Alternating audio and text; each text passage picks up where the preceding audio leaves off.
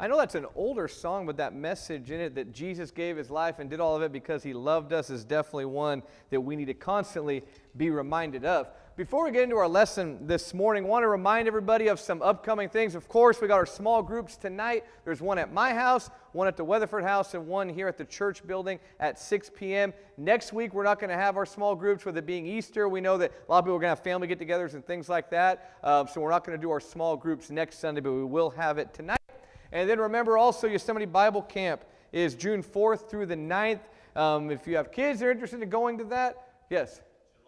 July. What did I say? Oh, June. Why does that say June? It's July, you're right. Okay, the slide is wrong. It's July 4th through 9th. If you go up there in June, you can do a lot of good work up there, but it won't be our camp, and I can't vouch for the product up there when we're not there. But July 4th through the 9th is Bible Camp. Thank you, Eddie, for paying attention. Has that been up there every week that way? Why hasn't anybody told me? Okay, let me give you a lesson here. I told Zinni this today. I said, if my microphone cuts out, tell me. She goes, how am I supposed to tell you? Do exactly what Eddie did. Wave your hand like this, and I'll call on you. Don't do anything subtle. There's been years now, or there's Sundays over the years where people will be like, do this. Now, I don't know what you're doing. Does that mean my microphone? I don't see that. I don't see you tugging your ear telling me that you can't hear me. I can't see any of that. What I do see is this, okay? So jump up for Jesus and tell me that the slide's wrong. So Bible Camp is July 4th through the 9th. If you want to register, you can do that online. If you need more info, talk to me, and I'll be glad to talk your ear off when it comes to Bible Camp. But this morning what I want to talk about is, well, I'm reminding everybody it's Palm Sunday too, but I want to talk about choices a little bit. Choices that we make in life matter. If I choose to put the wrong slide up there and everybody goes to Bible Camp at the wrong time, you made a choice to not tell me and it'll be all your fault. But the choices we make matter in life. Sometimes we make good choices, sometimes we make bad choices, sometimes we learn from those choices, sometimes we don't. But the choices we make matter. I was thinking of various random choices that I would feel comfortable sharing to the audience this morning, and one that popped into my mind from years ago that I know I probably shared in a sermon years ago was one time coming back from actually Yosemite Bible Camp. We came back with a frozen bag of chili left over from like Frito boat night. Big, giant, gallon-sized Ziploc bag of chili, frozen in a block. Zinni and I were first married, and she was out doing something. It was my job to get dinner started. I was supposed to thaw out that chili, and I remember I made a choice with this. I was like, well, I can't get the chili out of this bag. It's frozen. It's in a brick, and it doesn't fit in a pot. I don't know what to do. It doesn't fit in our tiny apartment sink. So I made a choice that I was going to run that bag of chili underneath hot water in the bathtub. And apparently they don't make Ziploc bags that strong. And the chili starts to melt in the bag, and then the bag explodes. And I filled our bathtub at Caldwell Village Apartments full of chili. Wasn't a good choice, and it was a choice with some consequences. You know how hard it is to get chili out of a bathtub drain, right? It was not a good choice. Some choices we make are wise. Some choices we make are foolish. Some choices are well-intentioned. I meant well when it came to defrosting that chili in the bathtub, and some choices really are just bad across the board, no matter what. Obviously, a sinful choice would always be bad. But all of us have made bad choices, haven't we? Some choices we make are good, some choices we make are bad, some choices can go either way, but we understand that the choices we make in life have consequences. Last night I made a choice of racing all the kids in the parking lot on a bicycle, and I also made the choice to not hit the brakes when going around a corner, and now I made a choice to have a hole in my leg that was bleeding the rest of the night, right? I mean, some choices we make are not that good, but God can redeem a bad choice. And what I want to talk about today is that in spite of all the bad choices that we have made in life, and I know those are humorous ones, but we have a lot in our life too that aren't so humorous. God can take those bad choices that we make and He can use them for good. Now, that's not to say that He makes a bad choice good. A bad choice is still a bad choice. But God can still work through us in spite of poor choices that we make. God can still use Cliff Sabroe, even though Cliff Sabroe's dumb enough to try to defrost chili in a bathtub, right? I mean, we understand this idea. God can still work through us, even in spite of all the sinful choices we've ever made. And I want to talk about then this idea this morning in the book of Ruth. I know it is the week leading up to Easter, and usually you have lessons along those lines, but I wanted to keep with our theme that we're going through. If you're new here, we've been studying the Old Testament book of Ruth. If you can't find it, look in the index. Probably Google it too. We're going to be in Ruth chapter 3 tonight, or this morning. And as we look at Ruth chapter 3 this morning, I want us to keep in mind choices, whether good or bad, and how God can use us in spite of the choices that we make. So with that in mind, let me give you a little bit of a review of the book of Ruth. So maybe you're new, maybe you don't remember what we talked about last week. Sometimes people don't remember 15 minutes after the sermon what we talked about that week. So, book of Ruth review. There's an Israelite woman named Naomi. Now, Naomi is currently living in Moab when the story begins. Not Moab, Utah, but an area near Judea, an area that actually the Israelites weren't supposed to be in, but her and her husband prior to this, because there's a famine in the land, they pack up and they take their 2 sons and they go to Moab, which they weren't supposed to be over there. That's kind of idol worshiper people and things like that. While they're there, her 2 sons meet women from Moab and they get married too, which they weren't supposed to be marrying these women, but all that happens. And while they're there in Moab, Naomi's husband dies and her sons die, and she is left with just her 2 daughter-in-laws, and ultimately it's just going to be 1 daughter-in-law because one of them decides to go back home. So she's left in the middle of this foreign land with 2 Moabite daughter-in-laws and is now in this situation of desperation. What are we going to do? I mean, especially back then, you can't be a single woman and kind of provide for yourself in that culture, especially living in a foreign land. It's not going to end well. You could be exploited, you could be hurt, all sorts of bad things could happen. So then there's no food. So they decide to go to Israel because the famine is over there, so they go back to Israel from Moab. One daughter-in-law, Orpah, not Oprah, ends up going back home with her family, but the other daughter-in-law, Ruth, main character of the story, right? Ruth makes a vow that, hey, Naomi, I'm going to stay with you wherever you go. So if you're going to go back to your people in Israel, I'm going to go with you. And if you're going to worship that God, I'm going to worship that God too. So she tells Naomi, hey, I'm committed to take care of you, mother-in-law, and I'm going to be by your side, and I'm going to make sure that you don't starve. So Ruth and Naomi, they arrive in Israel. And when they get there, we find out that, there's still a bad stuff going on. Naomi is very bitter over everything that has happened to her. In fact, Naomi is so bitter that she tells all of her relatives that she runs into there, don't call me Naomi anymore, call me the Hebrew word for bitter, Mara, I believe it is. So she's pretty upset about everything. But Ruth now, the main character of this story, is now in a new country, around a whole different culture, around a whole different group of people, and we find out they still don't have food. What they do then is there's a distant relative that lives in Judea or in Israel there named Boaz. And Ruth goes there to where Boaz is, and she starts to glean in the fields. Basically what that would be is you would walk behind the harvesters and pick up the leftovers off the ground. So whatever is left, you get to pick up, and a godly person would actually leave leftovers out there so that poor people, the widow, the orphan, could, have food for their family. So Ruth is on this daily basis going out behind the harvesters and picking up the specks off the ground and using it to feed her and Naomi. Well, Boaz meets Ruth. He says, look, you can take whatever you need. There's water over here you can have. He serves as, the word in the Bible there is, a redeemer for Ruth and Naomi. He's their savior. He takes care of them. He saves them. It's also a term for a family redeemer. Like if the dad dies, this guy takes on the children and the responsibility.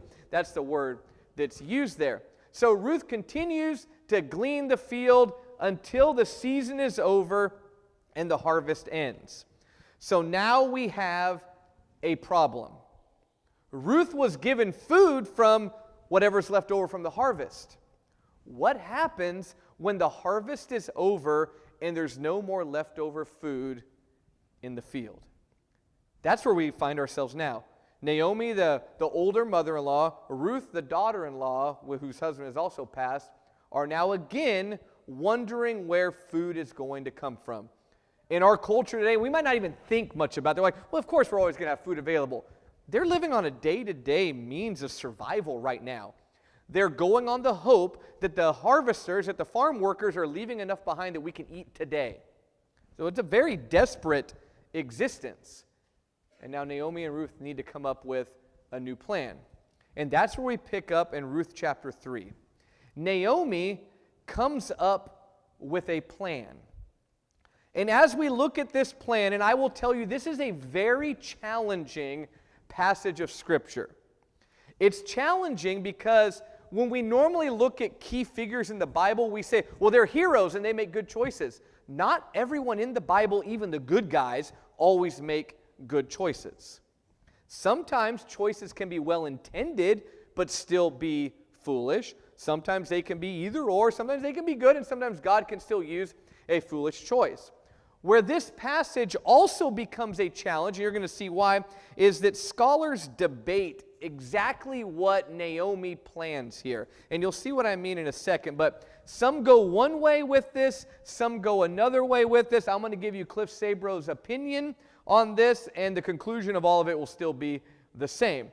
But Naomi concocts a plan that, to me, doesn't sound like that good of a plan. Let's see what happens. Ruth chapter 3, verse 1. Then Naomi, her mother-in-law, said to her, my daughter, shall I not seek security for you, that it may be well with you? She goes, look, I got to watch out for you. I need to make sure that you're taken care of. She goes, look, you don't have a husband. I'm getting old. You need a man in your life. We need to make sure you find one. Okay? Now, kind of sounds like a meddling mother-in-law a little bit or something. Like my mother-in-law would never do that. But, I understand here. But she's like, Ruth, I worry about you. I want to make sure you're taken care of. I want to make sure that, if I die, you're going to be okay. Maybe you can have grandbabies and all sorts of stuff like that, right? So she goes, I'm worried about you. And she goes, verse 2, now is not Boaz our kinsman whose maid you were? Behold, he winnows barley at the threshing floor tonight. She goes, I got this idea. You have this distant relative. We're not talking like super close here, okay? So distant relative, and it would have been by marriage anyway because of the fact that Ruth was a Moabitess. So we have this whole situation here, and she goes, there's this guy that we've been picking from his leftovers in his harvest. Right now, he's finishing up winnowing the barley. Basically, he's separating the wheat from the chaff kind of thing, and doing the final milling of this grain there, and he's at the threshing floor. Here's the plan I have for you, Ruth. So here's Naomi's plan. She says, wash yourself, therefore, and anoint yourself, and put on your best clothes, and go down to the threshing floor. So Naomi's plan is this. Ruth, it's time for you to get dressed up. Ruth, I want you to put on some perfume. I want you to make sure you're all cleaned up, your hair's done, because normally when Boaz sees you, you're out in the field harvesting grain. He hasn't noticed you yet. See, he's seen her before. He's helped her out, but she hasn't caught his attention yet, that type of attention between a man and a woman, right? He hasn't noticed her in that way. He just saw her as that lady that's poor, that Moabite woman who came in with the old lady, and now they need food. But maybe, just maybe, if Ruth dabs a little perfume on, puts on her fancy Moabite dress or whatever she has, and goes on into where he's at, then he'll notice. But this is where the idea that Naomi comes up with might not be the most godly idea. Now, we can debate on that. But she says, don't make yourself known to the man until he has finished eating and drinking. So let him party because, hey, harvest has ended. It's been payday. People are now going to live it up as the harvest is over. There's eating, there's drinking, and all that going on. And she goes, verse 4, and it shall be that when he lies down, that you shall notice the place where he lies. So look, when he's done partying, he most likely is going to lay down where they harvested because they would sleep next to the grain in order for it to not get stolen. I mean, it's smart. So he would lay down, and she goes, I want you to go into him. And then here's this phrase that's weird. She says, go in and uncover his feet and lie down, and then he will tell you what you shall do. Now, before we get into all Hebrew idioms and all sorts of stuff, if, for a general rule, if a unmarried woman goes into a man's room where he's sleeping and does anything with the blankets in the middle of the night, you can assume what the expectation might be, okay? Also, this phrase, uncover his feet, is kind of a weird one. In some of your older Bibles, like the King James Version, it'll mention like Saul going into a cave to cover his feet. That's a dainty way of saying like going to the bathroom. It's because when you take off your clothes, you end up covering your feet with them. Okay? So there maybe is something there with that phrase. The phrase could also have to do with, lift up the blanket kind of idea. There's a lot of debates about what exactly this phrase, uncover his feet, is it an act of submission and contrition, like I now lay at your feet as you are like my Savior kind of thing, or is it more of a seductive thing? There's a lot to debate in here. Like I said, this is a troubling passage. Where it gets even more troubling is what Naomi says to Ruth. She goes, go in there after he's been drinking, after he's kind of laying down in his bed, sneak in there at night, and then he will tell you what you shall do. I think Naomi, Cliff Sabroe theory here, has been corrupted by living in Moab for too long. I think Naomi, living among the Moabites, which, by the way, do your Bible history, where did the Moabites come from? They came from an immoral relationship that was very immoral, and then that whole society was built. It's not noted for morality. It's noted for immorality. Well, Naomi's been living there for like the past 10 years amongst those people. That's where Ruth is from. The idea of seducing a person in order to find protection and care might not have been foreign to them. Or it could just be, this is all innocent. I'll leave that up to you to figure out what you think's happening. I think it's kind of like the Reba McEntire song Fancy, okay, is what I think is going on here. So she goes in there, and verse 4 it says, and then he will tell you what to do. And then Ruth says this in verse 5. Ruth says, all that you say, I will do.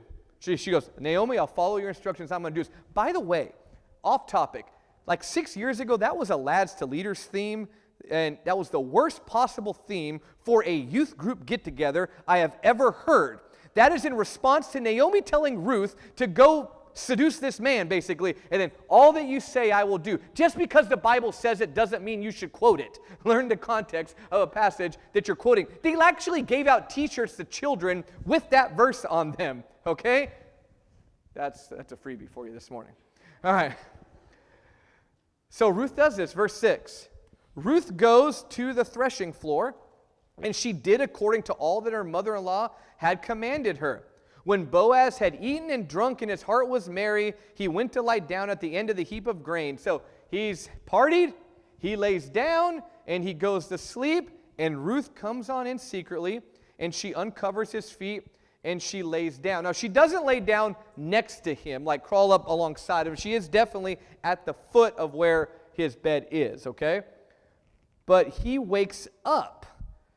So in the middle of the night, a man who could possibly be buzzing after drinking with his buddies after the harvest, okay, wakes up, and there's a woman who looks nice, smells nice, not the woman that's normally harvesting, but definitely looks different now with the way she's dressed up, lying at his feet. This is all in the Bible. I said, look, not every choice made in the Bible is a good choice. However, he sees her there, and he's startled. Yeah, I would be too, right? And he says, who are you? And she answered, I am Ruth, your maid. And then she says this, so spread your covering over your maid, for you are a close relative. This phraseology here is used earlier in the book to talk about kind of the wings being over you, the covering. I don't think she's saying, let me curl up in bed next to you necessarily. I think she's saying, offer me your protection. Okay? I'm giving myself to you. Do you accept this? Okay? She goes, you are a relative, I want you to take care of me. And here's what Boaz does, verse 10. And he said, may you be blessed of the Lord, my daughter. You have shown your last kindness to be better than the first by not going after young men, whether poor or rich. He goes, look, you are something special. I've already known that you're someone special because you're taking care of Naomi. He heard about that, remember? He goes, so I already know your reputation. He doesn't mention how pretty she is. Notice that? He doesn't mention her looks here. He compliments her character. You know, we call the story Ruth, but Boaz is an important character in this. So Boaz wakes up, middle of the night, there's a pretty young lady laying at the foot of his bed. And from what I understand historically, is that a lot of times women of the night type women would gather around these harvesters at night because they just got paid and have money. So that was things that could happen. But he wakes up and sees this woman there, and he compliments her character. You know, I've heard of your good deeds, like you take care of Naomi. He goes, and the fact that now that you are coming to me, I'm an older guy. There's a lot of young guys you could have been like flirting with or something like that, but you're not. And then he says, verse 11, now my daughter, he uses more of a comforting, familial term here. He doesn't go, now hey there, baby. He goes, now my daughter, do not fear. I will do for you whatever you ask. For all my people in the city know that you are a woman of excellence. Now, it could have been taken another way. I have a theory that Naomi thought, hey, you know what, we're going to make sure that all our paths are covered here, so if he does decide, you decide to seduce him, you seduce him, whatever. That might have been Naomi's plan. Ruth might have been unsure about what was going to happen. But Boaz has no impropriety about him at all. Boaz, although he could have taken advantage of this situation, doesn't. He doesn't take advantage because God is at work in this. I think he's working through Boaz and orchestrating a greater plan here. He goes, look, I will take care of you. The people in the city know that you are a woman of excellence. God uses a bad choice, I think, of Naomi to still help them. Because maybe they thought it was going to turn out one way, but God says, no, I'm going to take your bad choice and turn it out something different. Because sometimes God can shock us with how he turns out a choice that we make. You know, they probably thought it was going to happen a different way. But God took their bad choice, or at least their misinformed choice, and reshaped it into an opportunity for Boaz to actually care for her with the care that she really needed. It's not just about, oh, give me some food tonight or something. It's more than that. God is at work in here. And Boaz does not take advantage of Ruth at all. In fact, he promises to help her. And he breaks it down a little bit here. Look at verse 12. He says, now it is true that I am a close relative. However, there's a relative closer than I. We'll talk more about this next week, but there was kind of a weird legal obligation thing going on where, hey, before he chooses to care for this distant relative through marriage, that he needs to make sure he checks with another relative because there's like an exchange of fields and things, cultural stuff that isn't really exactly the same to ours. But he says, hey, I need to check with some authorities here first before we make this a formal engagement here. But then verse 13, he says, remain this night, so stay here tonight.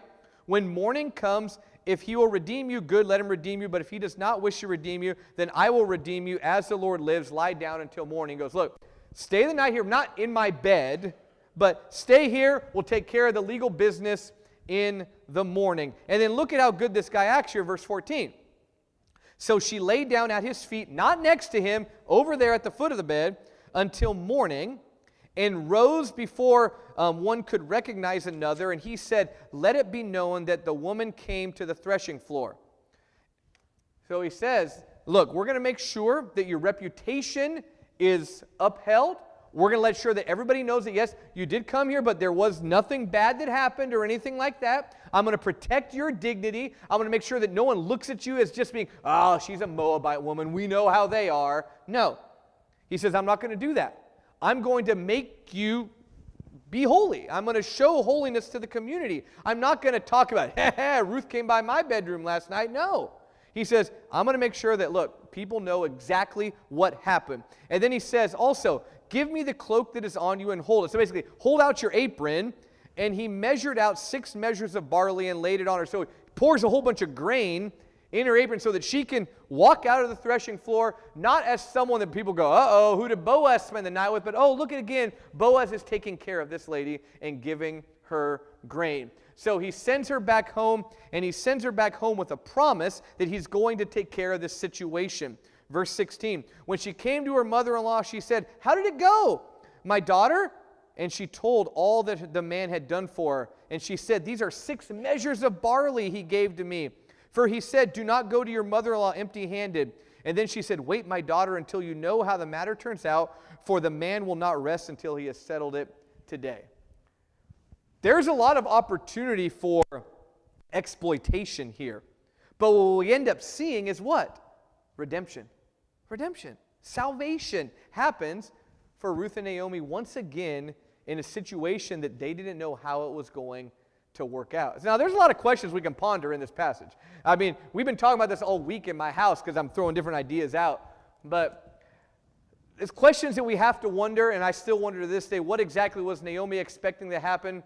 Was her moral compass corrupted by living in Moab? I don't know, but I think possibly. Okay? But I don't have an easy answer to that. What could have happened to Ruth? We know what could have happened to Ruth. Single woman ends up going to a place where men are sleeping. After they've possibly been partying, we know what could have happened. Especially if Boaz acted ungodly. Could not have Boaz taken advantage of that situation very easily? Here you have basically a refugee who's starving. Yeah, he could have exploited her, but he didn't. Boaz responded in a very godly way. He took care of Ruth, protected Ruth, and promised to help her. And another question we have to ask is, does God approve of Naomi's plan? The Bible doesn't say. But if it was an ungodly plan, of course God wouldn't have approved of it. If it all was innocent, godly, and good, God would approve of it. But whether or not the plan was good doesn't matter here. Because you know what? The Bible's full of stories of people that are normal people who sometimes try to come up with plans on their own that aren't that good. How many times have we come up with a poor choice thinking we're making a good, I got a good idea, this is going to be great for my family, this is going to be great for my marriage, this is going to be great for my career, and you turn out, that was the worst possible idea I could have ever done, right? I mean, that's what happens with people. Naomi's not Jesus. Ruth is not Jesus. Boaz isn't even Jesus, although he's called a redeemer like Jesus is called. He's the best example we got so far in all of this.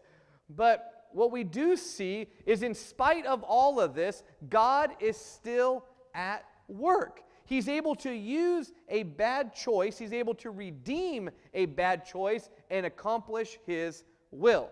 So the lesson for us is simply this. Just because something works out in the end does not mean it's a good idea. I mean, just because it worked out for Ruth doesn't mean this is a good plan for how we should do things, okay? This isn't a good way to find help in a time of need. But it worked out for her, doesn't mean it's always a good idea. A foolish choice is still foolish. On the flip side, though, God did provide a redeemer once again for Naomi and Ruth, in spite of whatever choice they made. He provided help for them when they were in Moab. He provided help for them when they came back into Israel. And He provided help for them once again now when the harvest ended and food ran out. I believe then that even today, God can redeem us from bad choices. Even in the midst of a bad choice that we have made, God can still help us out of that, and we can still do good for Him, even if we made a foolish choice. But one more practical lesson, it'd be good if we didn't make those foolish choices. Make wise choices so God doesn't have to rescue us, really. But in this situation here, we see that God rescued them once again. God took care of them and gave them a way out, gave them a way to be cared for. Whatever choice you or I have made in this life, no matter how bad it is, God can still rescue us from that choice. He can steer us back in a better path. He can redeem us from that poor choice. There might be consequences to a poor choice. Absolutely there will be. I mean, if I make a consequence, if I go out there and I speed down the road and I hit somebody and I cause them to lose their life, I could completely be penitent, sorry, and ask for forgiveness and be forgiven by God, but there's still going to be consequences to that action. I'm probably going to go to jail, not going to ever drive again, and going to have to live with that guilt. I mean, we understand that. But God can redeem us from a poor choice and get us back on the path toward holiness if we allow Him to work through us in spite of our poor choices.